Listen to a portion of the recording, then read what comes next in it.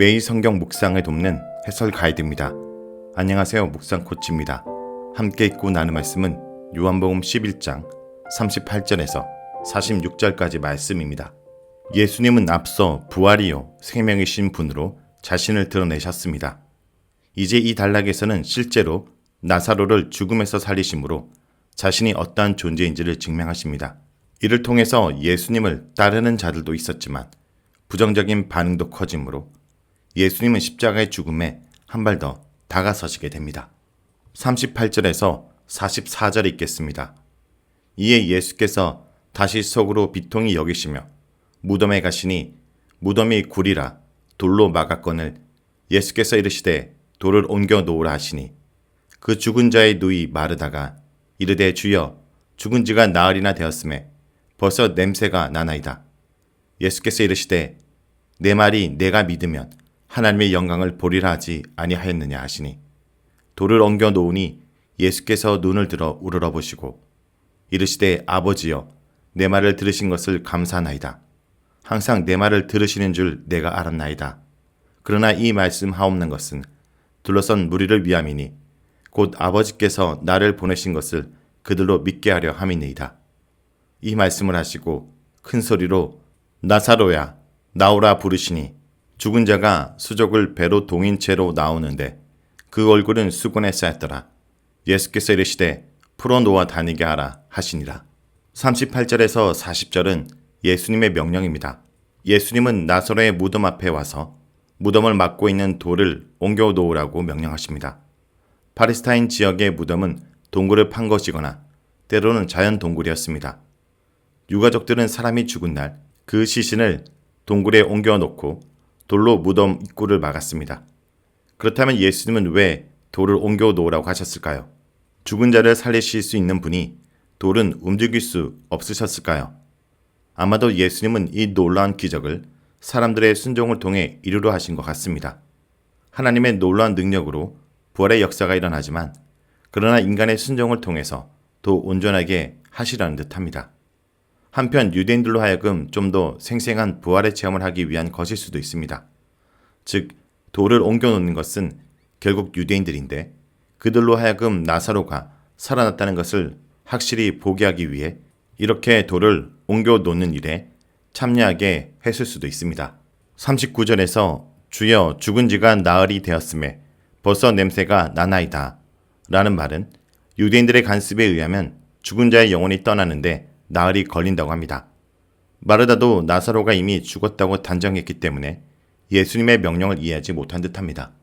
이러한 사실은 마르다가 부활과 영생을 마지막 날에만 이루어질 일들로 이해하고 있었음을 알 수 있습니다. 마르다의 잘못된 부활 이해에 대해 내 말이 내가 믿으면 하나님의 영광을 보리라고 40절에 예수님은 말합니다. 예수님은 앞서 마르다에게 했던 말 25절에서 26절을 상기시킴으로써 자신의 확고한 의지를 드러내십니다. 41절에서 44절은 무덤에서 나온 나사로에 대한 내용입니다. 41절에 돌을 옮겨 놓으니 라는 것에서 돌을 옮겨 놓다 라는 것은 누군가가 예수님의 말을 순종했음을 의미합니다. 또한 눈을 들어 우러러 본다 라는 표현은 유대인들이 전형적인 기도하는 모습입니다. 예수님의 기도는 적극적이고 확신에 차 있습니다. 이미 아버지가 자신의 말을 들어주셨다고 예수님은 단언합니다. 예수님은 하나님께 감사함으로써 자신의 믿음을 드러내십니다. 그래서 42절에 내 말을 들으시는 줄 내가 알았나이다 라고 말합니다. 예수님은 자신이 아버지와 전적으로 하나가 되었음을 기도로 나타냅니다. 큰 소리로 감사의 기도를 하는데 그 목적은 둘러싼 사람들로 하여금 예수님이 하나님으로부터 보냄을 받았다는 사실을 드러내고자 함입니다. 태초에 하나님이 말씀으로 세상을 창조하셨듯이 하나님과 그 창조 사이에 참여했던 노고스인 예수님은 이제 말씀으로 죽은 나사로를 살리십니다. 여리고 성을 돌던 이스라엘인들이 큰 소리로 고함을 칠 때 성이 무너졌듯이 무덤에 돌을 옮기고 나사로야 나오너라고 외친 예수님이 죽음의 세력을 무너뜨리고 있습니다. 죽은 자가 수족을 배로 동인 채 나오는데 예수님의 외침에 나사로는 즉각적으로 반응합니다. 썩은 냄새나 흐르는 고름은 언급조차 되지 않습니다. 나사로의 손과 발과 온몸을 감싼 천은 살아난 나사로에게는 방해거리가 될 뿐입니다. 풀어서 다니게 하라 라는 말은 나사로가 다시 살아 일상생활로 복귀하게 하라는 뜻입니다. 다음은 45절에서 46절 읽겠습니다.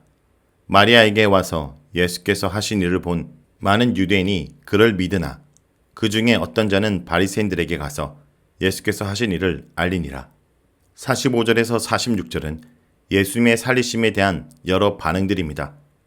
나사로를 살리신 예수님의 표적을 본 사람들이 두 부류로 나눕니다. 죽은 자가 살아나는 놀라운 표적을 보고 믿는 유대인들이 많았습니다. 표적을 보고 믿는 것을 때로는 예수님이 부정적으로 묘사하기도 하지만 표적은 결국 믿음을 위한 것입니다. 표적을 통해 예수님은 자신이 누구신지를 드러내십니다. 그래서 표적을 보는 사람들로 하여금 믿고 영생을 얻게 하기 위함입니다. 제자들은 가나 혼인잔치에서 표적을 보고 예수님을 믿었습니다. 왕의 신하도 자신의 아들을 살리신 예수님의 표적을 보고 그와 온 가족이 예수님을 믿었습니다.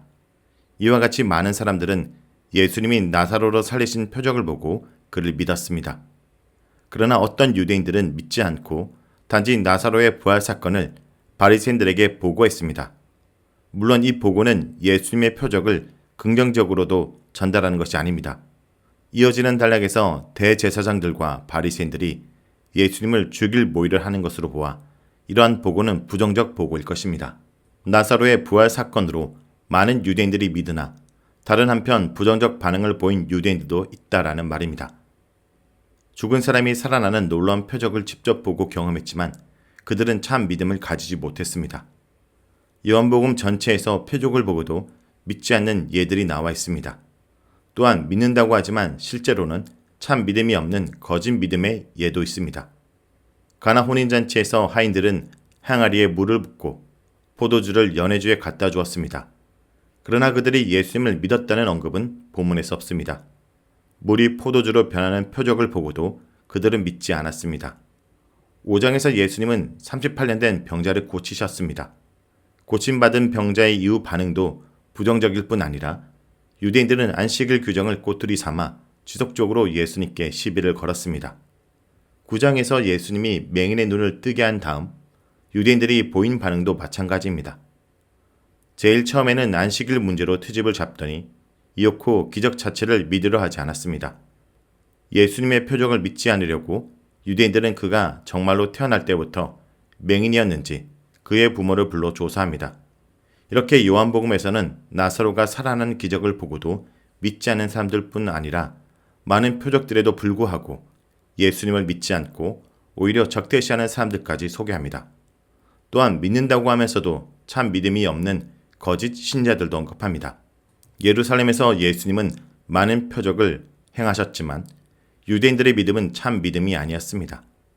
오병이어 기적 이후 많은 제자들이 있었지만 그들은 곧 실망하여 예수님을 떠났습니다. 하늘에서 오신 예수님이 영생에 관해 말씀하셨지만 그들은 땅의 일만 생각했습니다. 그들은 믿는다고 하지만 예수님의 참된 진리의 말씀 안에는 가지 않는 거짓 신자였습니다. 그러므로 요한복음은 말합니다. 예수님이 하나님의 아들이심을 믿고 따를 것인지 아니면 바리새인들에게 예수님을 밀고 한 유대인들처럼 예수님께 돌아설 것인지 우리는 선택해야 할 것입니다.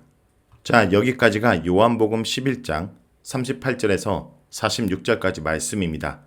오늘 말씀을 통해 우리는 무엇을 묵상하고 적용해야 할까요? 예수님은 죽음이 우리 삶의 끝이 아님을 보이시고 자신이 부활이요 생명임을 보여주셨습니다.